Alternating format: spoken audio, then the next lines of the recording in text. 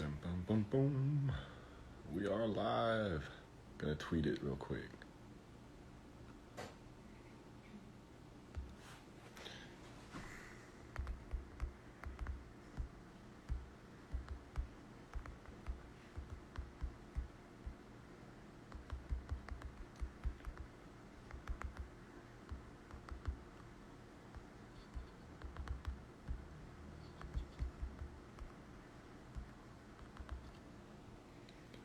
All right, I got the tweet out. What's up, everybody? Obviously, we started the live just a little bit early, so it gives people time to come in, okay? And in just a few minutes, we will get this kicked off. Waiting to see when Kim comes in so I can add her to the thing. Oh, I think she's already requesting. Good. All right, let's do this. How did everybody do today? I hope everybody traded well. Hey, there you are. What's How up, are Kim? you? I'm doing great. How you doing, man? Amazing. Good. Good. So I figured just give it a minute here and see Yeah, if good idea. let some last minute stragglers come in. Awesome. Guys, if you're already in, share the link to this, spread the word, let everybody know that we're live right now and people can come and hopefully get some value from this. Yeah. And I think we have a really good episode about to happen right now. I think we do too. I have a good vibe. Definitely a good vibe. I'm excited for it. All right, let's Very see. cool. Is Tyler in already? I haven't seen his name come past the screen yet. I think I saw him. I think he was one of the first ones in or something. He probably was. He's always Johnny on the spot. Yeah, so he's in there. He's in here. Oh, good. Okay, Awesome. so before we bring on the guest, we'll just do a quick rehash of like our intro stuff because maybe it's your first time watching this. Maybe you don't know what the hell you just stumbled upon. So Kim, go ahead and introduce yourself. Sure. I've been an executive coach and trading coach for 14, 15 years now. I think it's 15. Time moves so fast these days, Ricky. And I'm a co-host of the Steady Trade podcast. I'm a co-host of my own podcast called The Wall Street Coach. And ultimately, I'm interested in just trying to pass on tools, tricks, tips that help with the mental game of trading. I think most people who are somewhat experienced as a trader, they figure out pretty early how important, what sits between the ears, as they say, matters. And so that I'm really here to hopefully be a contribution to people around the trading EQ, the emotional intelligence, how to develop that.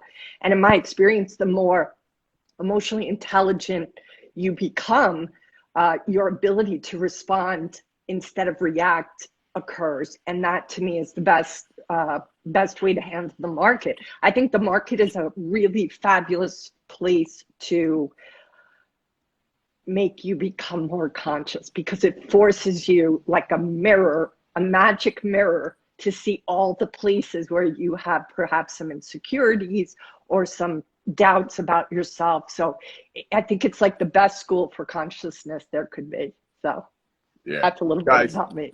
Light up the heart emoji thing on here for if you understand how important the psychological aspect of trading is. I want you guys to demonstrate you guys understand the importance there because I couldn't agree more. I think the longer you take to come to that conclusion that the psychological aspect cannot be neglected, the longer it'll take you to really find your stride in this industry.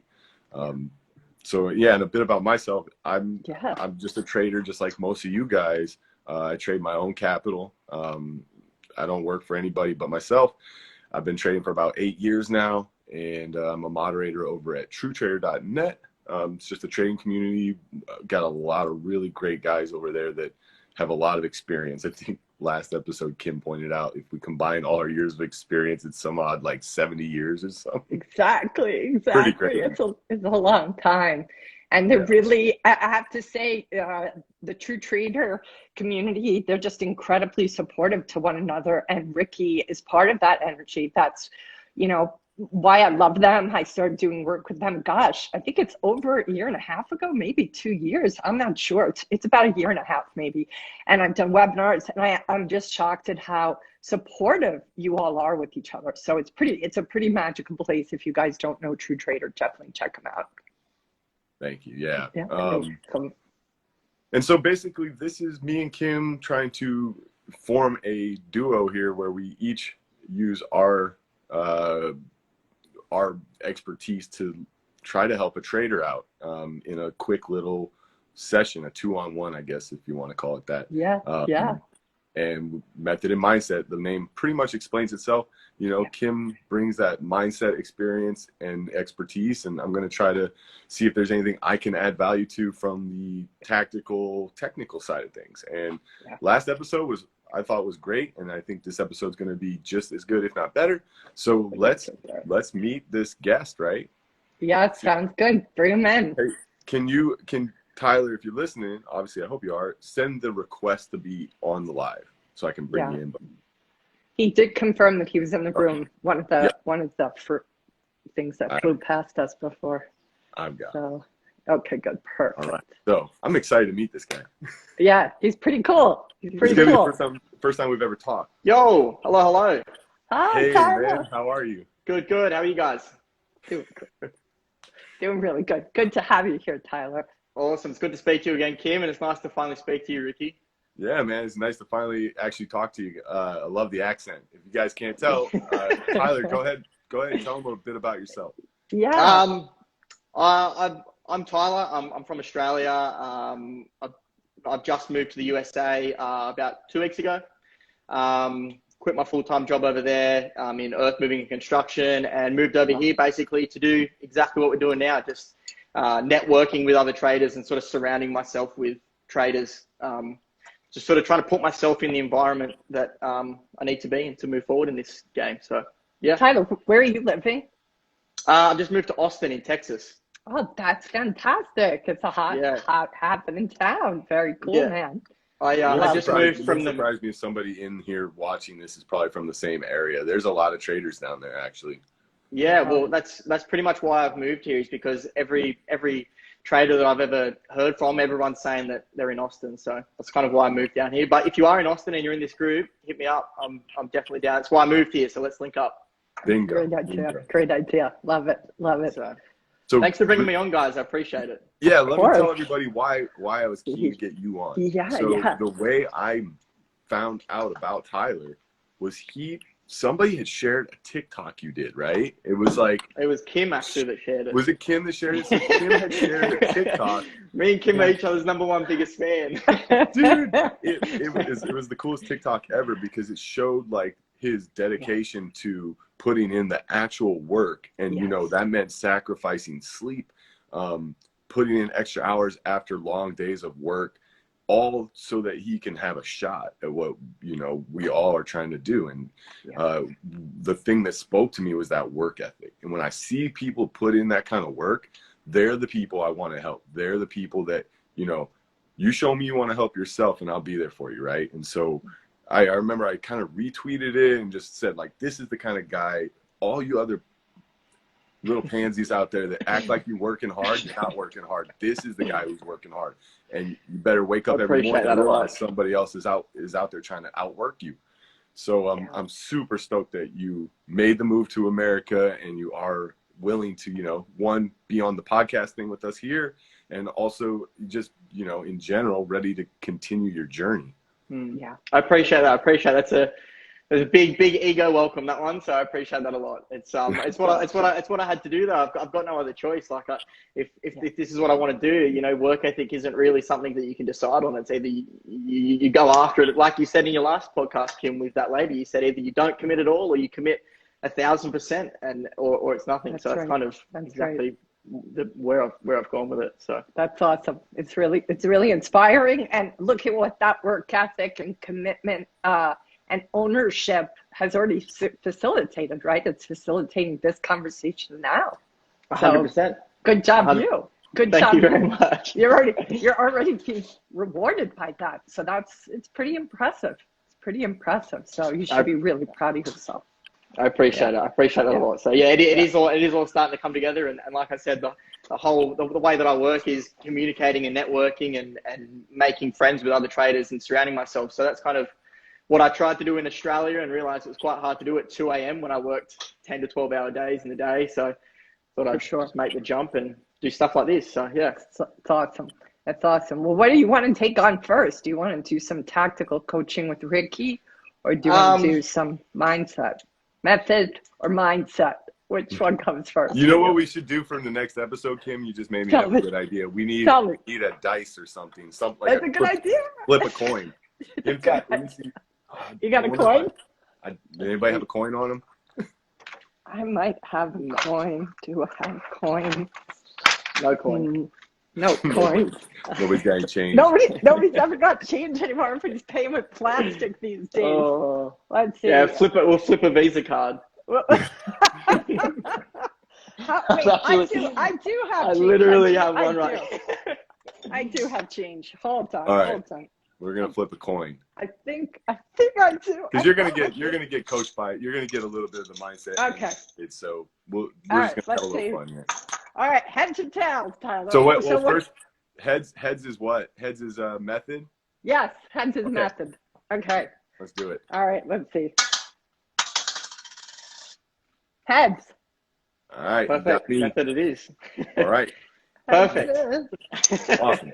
Well, what is it that you think, if you have like one goal of something to walk away from this conversation with? Actually, first, let's.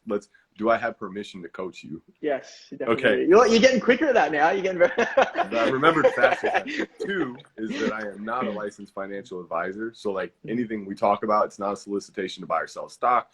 I am, just everything's just my opinion. So whatever I talk about is just for entertainment purposes, guys. All right. So with that BS out of the way, if you had a goal, something to walk away from this conversation with, like that has to do with the technical side of trading, like whether it's how you manage risk, how you choose trade selection, whatever it could be, what would you say? I've got 2 here that sort of, I've been thinking about this not only just today, but literally since I've started.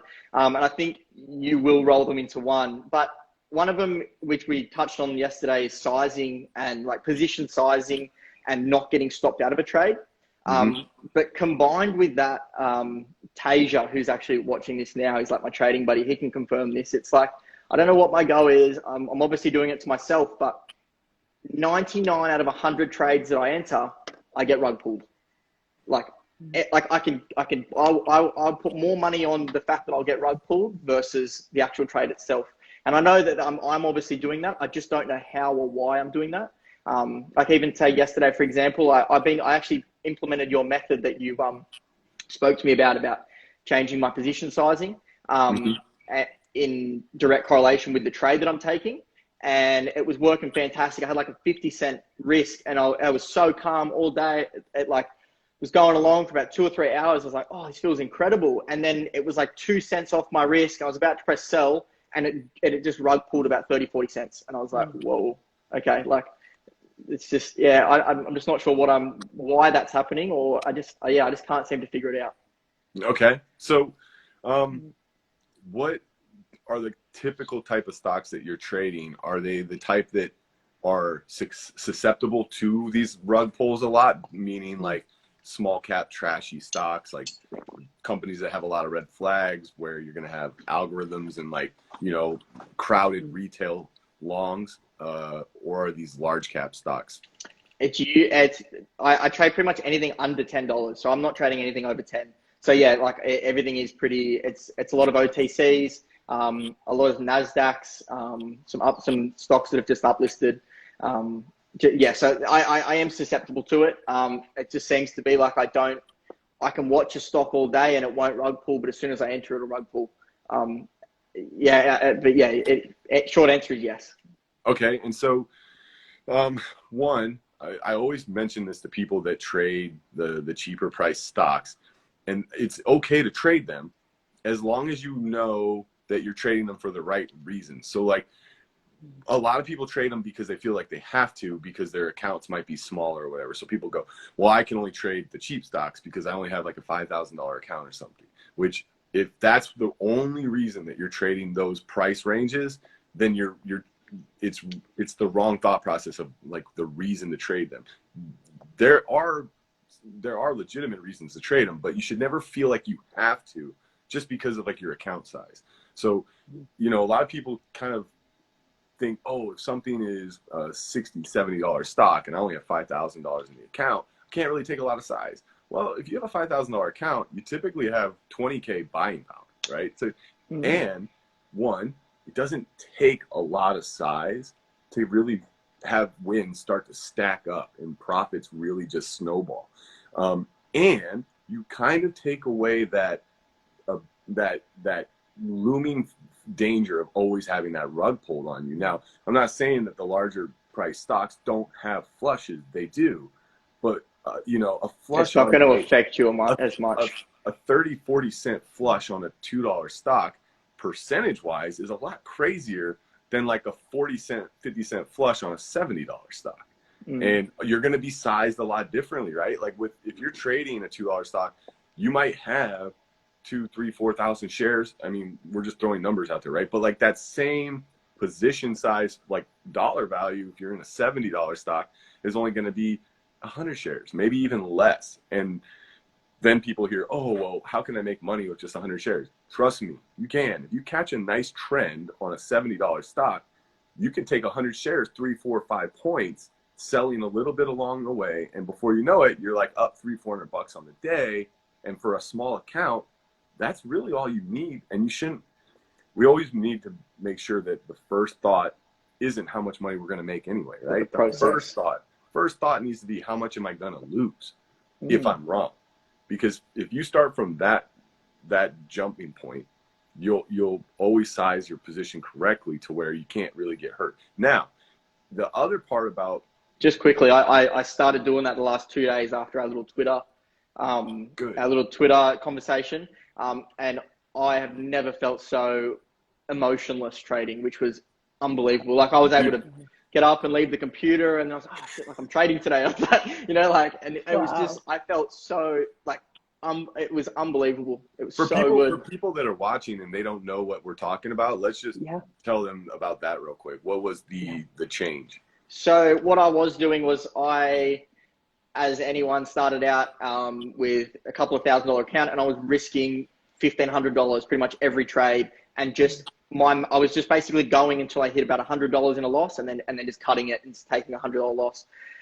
Size down to 1,000, size down to 800, 600, and then I basically just got so sick and tired of losing that I sized down to about $100 to $150 per trade, but still just setting a loss wherever I thought. And me and Ricky spoke and basically said, you need to know what you're going to lose before you even think about entering a trade. So I'm figuring out my max loss, which as of today and yesterday was like $15, which is tiny, but I'm like you said, I'm going after the process here. Don't discount it. It's smart to be there. People listening to this need to know that. Like, people always do that. They discount what they're doing. This is a struggle, a hustle, a journey you're on, and you have to start somewhere. So don't ever go, I know it's only $15 I'm risking, it's really nothing. No, it is. It's everything, because it's about giving yourself that opportunity to have a chance. Because if you are risking too much in the beginning, you are not giving yourself the chance, the fighting chance to have the longevity to get to a point where you can risk more. So like, don't ever discount that. All right. Yeah, that makes complete sense. But it's pretty much that. Like I found out, like I figured out what I was going to lose before I went into it, sized accordingly. And basically when you're not sizing accordingly, you're constantly just going, should I cut it? Should I not cut it? Should I cut it? Should I not cut it? Whereas when I set that before I even went in the trade, in my head, I'd already lost that $15. So I was just like, I entered and I was like, I feel like I've already lost it because I've already accepted the loss, even though I've only just entered, and it could do whatever it wanted all day. And I was like, this is incredible. And then like I set where I was going to take my profits. Obviously, unfortunately, the last 2 days, it didn't do what I wanted, but I took a $10 loss and a $15 loss. And I was like, wow, I usually lose $50, $100, $200, $300. Like, this feels great. Which is weird to feel great about a loss. Not just the sizing either, but it's also being able to objectively look at the chart and say, where am I legitimately wrong on my idea? as opposed to Yeah. just picking Right. a random place to stop out because you're down a certain amount of dollars, right? Like you can't stop out of a trade just because you're down $100. You have to stop out of the trade because your thesis was wrong. And so that's all built around knowing, based on, like the example we used the other day when we talked was, if you're trying to join a trend, you're buying a dip, and that means that the trend is up, and it means it should be making higher lows. So if the trend is to continue, then you're wrong if it loses the previous low. And that's a very simple, very simplistic example. And I understand that there's a million different ways that you could be looking at joining a trend. I'm trying to keep it simple for the sake of the example, but that is the most basic way of saying, look, here's where I'm wrong. So if I get in here, that distance between your entry and where you're wrong is how you size your position. And it's how you know that when you stop out, you gave yourself every opportunity to stay in that trade and be correct. Well, you said it on your last method mindset. You said it best, and I've literally got it written down here, and that's exactly what I did. You said, be wrong and want to be wrong. Place a trade where you know if you get stopped out, you were definitely wrong, and then go and celebrate it. And that's literally what I've done the last 2 days. I was like, I found out where I'd usually place my stop, and then I placed it a bit further so that I was definitely wrong where the trend was going, you know, at a little bit below, like low of day or whatever it was. And so I was definitely wrong. And yeah, and it's exactly what happened. Like you said, it feels great. So nice. Well, I'm happy that that's working for you. The one thing I will tell you is, I think the next step for you to take is understanding the concept of the evolution of risk. So when you put the trade on, your risk is where you set it. But as the trend continues and you continue to, if you are correct and you start seeing higher lows and higher highs and you're riding that trend, you should understand that once you're up a certain amount, your risk reward skews, because you're up. Everybody looks at it like, oh, I'm up X amount of dollars. It's house money. It's not house money. For you to give all the gain back because it, you know, didn't go all the way to your stop is sometimes silly. What you need to learn to do is, as risk evolves, is move your stop up too, so that you, once you're at a certain area, the worst case scenario is still a green trade. And I think, you know, again, going back to the very simple example of just joining a trend, is just knowing that every time you form a new higher high and a higher low, you now have a new spot where you can bump up your stop to. For sure. The only thing I've got with that is I've got to be right about a trade for it to go the way I want. Listen, that comes with time too. So I don't want to take up too much time, because I know Kim's probably chomping at the bit to get in here and pick your brain. But like, real fast, I was just going to say, there is a lot to be said for, everyone thinks they have a setup, right? They go, you say, hey, what's your setup? What do you trade? And a lot of times when they verbalize it, you realize very quickly that they only have a very general concept of what their setup is. It's not very defined. It's not intricate. Like, you don't know all the details of your setup. And so I was actually going to tell you guys, like, the back testing and data collection and chart studying is what needs to be the focus in the learning part of your career. Well, you're always learning, right? But like in the early part, when you really are learning, that's where your focus needs to be, because the time spent doing that is going to pay huge dividends. And you know, it used to take a lot of time to like pull all the data into an Excel sheet. And so what I used to do is what I call casting a big net, meaning, like, let's say I like to short stocks gapping up in the morning, right? And they have whatever overhead, some kind of red flag that might make me want to short it. So I want to back test that. And the only way to do that is to pull historical examples of it. So I cast a huge net, a very wide net. And what I do is I pull all the data of everything that maybe gapped up 45% pre-market, dating back as far back as I get the data, right? And what I do is, when I pull the data, I actually have different columns of criteria that I also pull, so that you can get more granular. And this used to take forever. There's a company, Spikeet, SPIKEET.com. It's a subscription service, but like, they made it so that you can do what used to take me forever. It can be done really quick. And I mean, I used to only be able to go back so as far as Thinkorswim's data would allow me. These guys have data as far back as you want to go. So now I have data from like pre 2000. I have like data from the 1990s on these things. So when you do that, what you can do is start to filter out what what criteria matters and what criteria doesn't about your setup. And the reason I say that is because a lot of people think like certain things matter. Like an example would be like the float, right? Does the float matter? People will tell you, no, like really small floats are very dangerous and whatever. Like you can come up with any kind of conclusion you want. But then if you actually pull the data and sort by that and like figure out what stocks work for that setup and which ones didn't, sometimes the data says differently than what the popular consensus is on Twitter.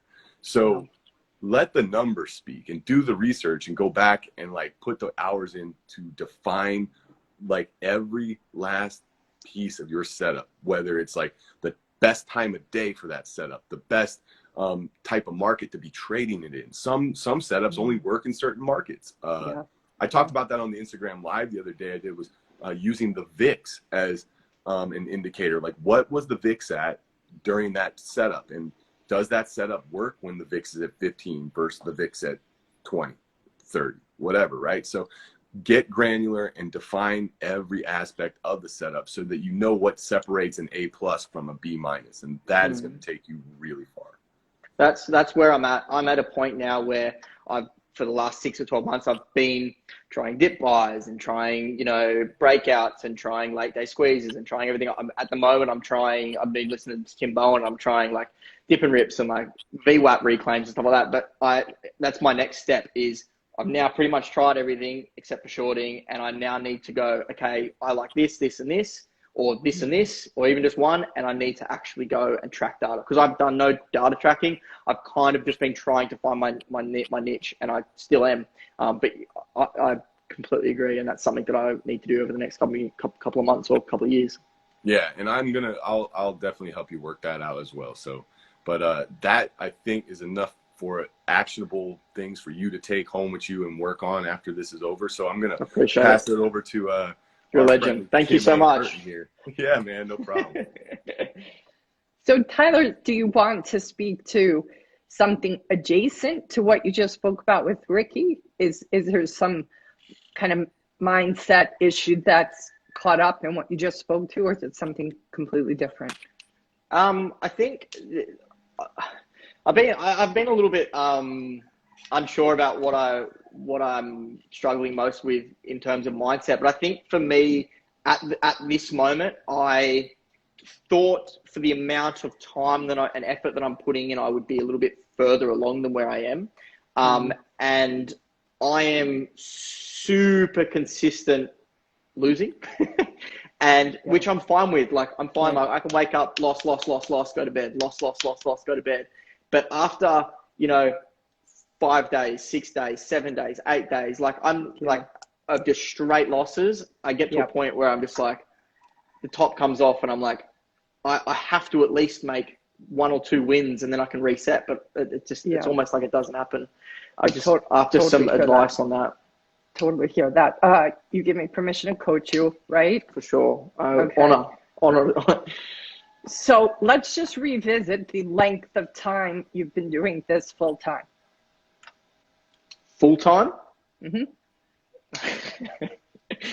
A couple of weeks. Okay. Are you fucking kidding me?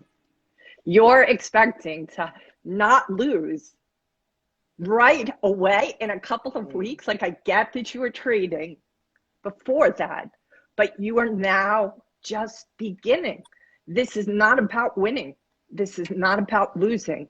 This is about you getting all the lay of the land. If you go into trading each day like, I can't lose, I have to win, you are coming at it like it's going to be a drive-by. It's not a drive-by. This is not like, you're holding up the local bodega for a little bit, couple of $100 in the cash register. Like, this is, a huge bank heist.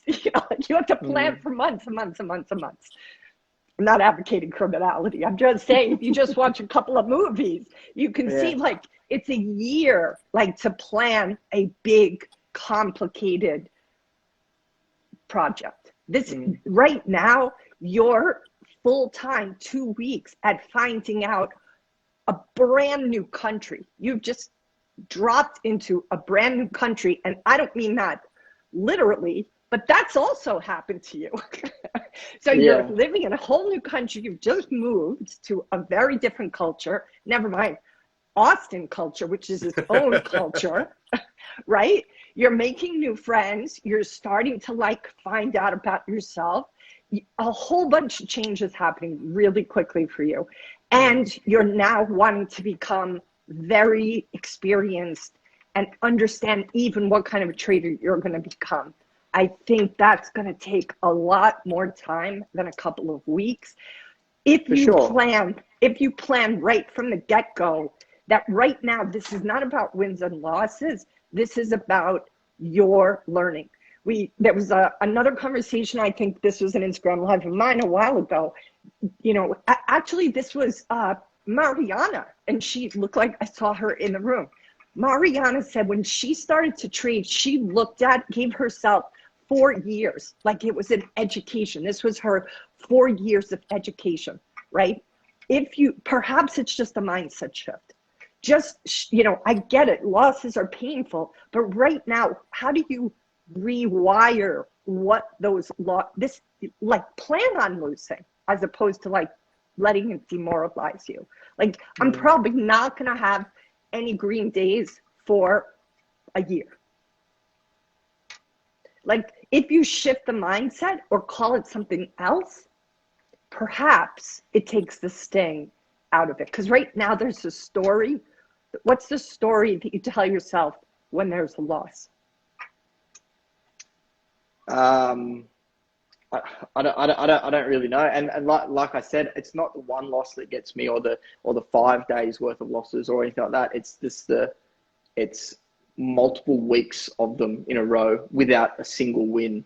And I definitely I understand that I've only been doing it a couple of weeks full time, but I've been putting in 6 to 8 hours a day for about a year prior to this. I just thought I would have a little bit more of an understanding. I think what I'm getting at is I'm taking losses and not quite understanding why I'm taking them. I think it's not so much the loss. It's more just like, oh, why is this happening so consistently?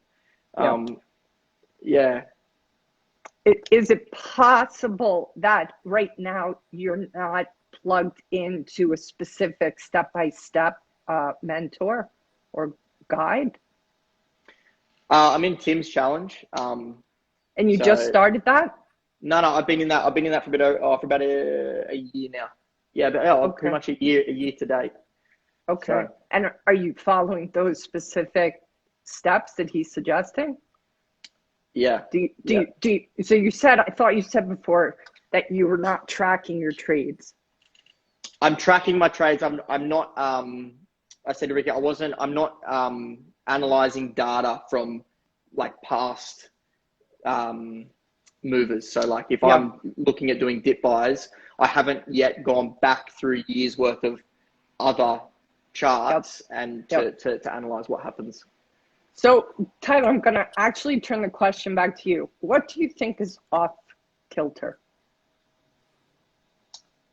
My patience. Okay. So are you usually somebody who doesn't have a lot of patience? Okay. That's one of my other things that I had written down, which I had 2 things that I was going to choose between speaking to you. And one of them was what I just had. And the other was, if I didn't choose that one, it was boredom. I've never done anything in my life for more than 3 to 6 months before I'm bored of it and on to the next. And it doesn't matter what that is. Wow. That's really great to say out loud. What's it like to hear yourself say that right now, that you can get bored with things in 3 to 6 months? I've been able to admit it my whole life. Trading's the only thing that I've taken for more than 3 to 6 months, and I've been at it for about a year now. And I'm going at it for the sole reason that consistency and persistency is something that I lack and that I'm trying to change in my life. Because as soon as I get somewhat good at something, I'm like, oh, I'm bored of it and I'll move on. Whereas trading is so difficult for me that for everyone. Yeah. It's so difficult for everyone. You are absolutely 100%.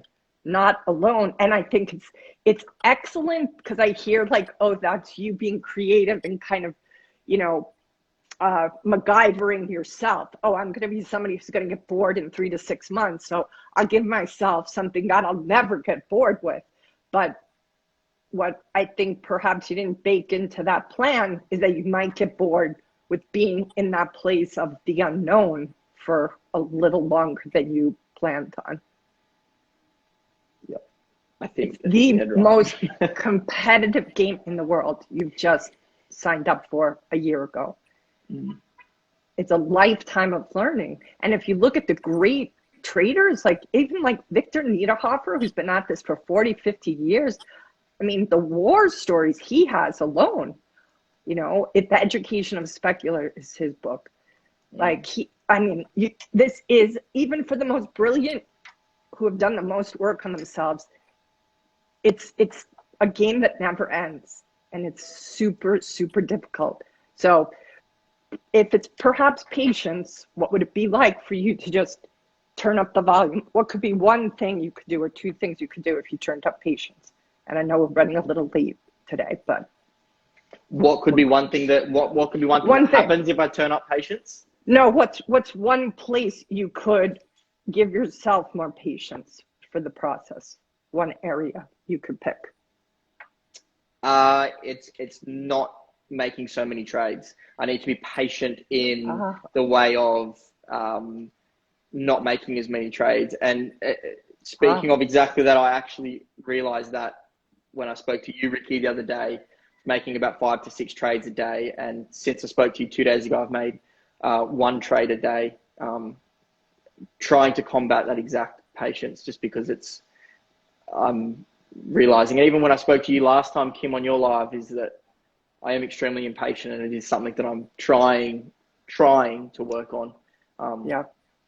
But not taking trades is going to feel like you're not in the action, and that's going to be hard to be with.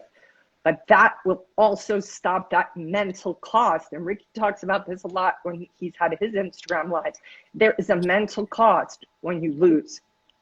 And that's what's happening to you. The cost is higher. It feels higher.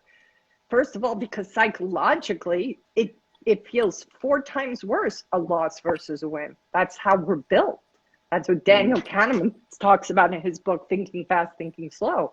We're just built and feel a loss 4 times harder than a win. So this sounds like patience is going to kill 2 birds with 1 stone. 100%. I appreciate your wisdom. It's I think I'm taking a lot out of this that I can implement from both of you. So you're very thank you so much. If you don't mind, very self-aware, man. I'm going to add something real quick that I think is going to tie both sides, the method and the mindset, together really nicely right here. And that is, if you study and define your setups very, very thoroughly, it will give you the ability to be patient because you know what you're being patient for. How can you be patient if you have no idea what you're being patient for? Totally. So that is like the perfect way of tying those 2 things together, how that patience is going to be necessary, but at the same time, how it's also going to be impossible to be patient until you know what you're being patient for. Nobody wants to sit around waiting for a setup if they don't know what the setup looks like or what every little piece of the criteria is. So that's the light bulb moment for me for this whole thing. Yeah. And I mean, I know you said you get bored of everything in 3 to 6 weeks. Good luck getting bored of trading. And it's only sparking me more. Your girlfriend never watches this episode. It's been more than 3 to 6 months, so she's getting a little bit worried. But I'm definitely not bored. In fact, I'm becoming. It's the whole reason I've moved here is because I'm fast and I'm 10 times more obsessed than I was 6 months to 8 months ago. It's just because the more I'm diving in, the harder it's getting, and the more it's taking. Like, I can't even sleep at night because I'm just like, trades, like what? Like, I'm just thinking about trading I don't even hang out with people anymore because they're talking to me, and I'm just like looking at charts in my head while they're talking to me, and I'm like, and it's just, it's doing the opposite. So that's kind of why I'm sticking around. It's a marathon. It's a marathon, my friend, not a sprint. Don't let it consume you, though. Trust me, everybody feels that way at first, right? But don't let it consume you and be such a. Don't let it be the only driving force in your life, right? Like, it has to be a means to an end. Like, you got to have a why. Yep, for sure. And you know Simon Sinek's talk on the why, finding your why. So maybe that's what you need to work a little bit on this weekend. I did watch that, actually. You posted it a couple of weeks ago, I think. I did watch it. So come up with that why. That's a really good thing. I think, you know, maybe spending some time, what is this in service to? For you to reconnect with the slog fest that's ahead. You know, I was just gonna say, I don't want to run too much time, take up too much of your time, but like I do have a why, and my why is I've got a. I'm not going to go into too much detail, but I've got like basically like a non-for-profit business that I want to start up, and trading is kind of my passion. That's my passion, and trading's also my passion. But trading will bring in the money that I'll be able to then run my non-for-profit business with. So without having to. So yeah, I do have a why. I think maybe I need to bring that why into the front of my mind a lot more. Maybe so. Can't hurt, for sure. Tyler, thank you for doing this. You guys are incredible. Yeah, dude. And like I said, I'll reach out to you. I'll talk to you more about like trade selections and looking for setups and stuff. But I can't thank you enough for coming on and being vulnerable in front of everybody, right? Like, exactly. I always commend people for that, because it's not easy to open up in front of what we consider our peers. For sure. And there's can't move forward without it. There's a lot of comments in the comment board, Tyler, just saying thank you. This is really helpful to somebody else. So a bunch of people you touched and impacted, and they all are saying thank you if you don't see those yourself. No worries. Well, thank you guys very much. I appreciate it. Well, and before you go, Tyler, we have to tell you something. But we're going to first have Ricky tell everybody where they're going to go today. Okay, so check this out. Before everybody starts dropping off the screen, that's right. We set up a website, www.methodandmindset.com. If you guys go over there, we have it's hosting a content library of both videos from Kim, like webinars she's done on the method or the mindset side of things. And I've got some webinars over there I put up free for everybody of things you can do for things like risk management, all kinds of different stuff over there. Yep. Check it out. 7 hours. Over 7 hours, people. It's a lot of content, and that's incredible. You won't be disappointed. Yeah, you won't be disappointed. I look forward to it. Thank you guys so much. I appreciate it, and keep up with these lives, because I absolutely love them, and every time writing down all my notes and I'm getting so much out of them, even if it's not from me. So I appreciate it. That's awesome, man. You rock, man. I look forward to talking to you. See ya. Thank you. Good to see you, man. Bye. And so, Kim, you want to sign us off? Sure. I would just say, I love that Tyler was so honest about where he's at. I think it's understandable, because any new trader, especially a year or less, is going to be wanting to have, they want to be in the game. They want to feel like their work and their effort and their studies have come to some kind of fruition. It's really hard to look at a garden you've spent a lot of time on and not see anything blossom. But that's nature. Nature takes some time, and trading takes some time. So I just love that he identified his patience. That, to me, is pretty powerful. So, yeah. I'm so happy we got to have him on. Like I said, that kid has the work ethic that made him stand out. And hopefully everybody can take that away from it too. And make sure you guys realize that there's a lot of stuff that, what is it? The picture of the iceberg, right? Everybody sees success as just the tip of the iceberg, but underneath the water, it's huge. All the stuff that goes into making that success. So. That's right. For sure. I understood the joke about not having the girlfriend. Only a woman, maybe only women would get that. But the men need to understand that. So good for you, Ricky, that you do. Awesome. Everybody, thank you for joining us for the second episode of Method and Mindset, and we'll see you in 2 weeks for episode 3. Amen. Aloha, everyone. Bye. All right, peace.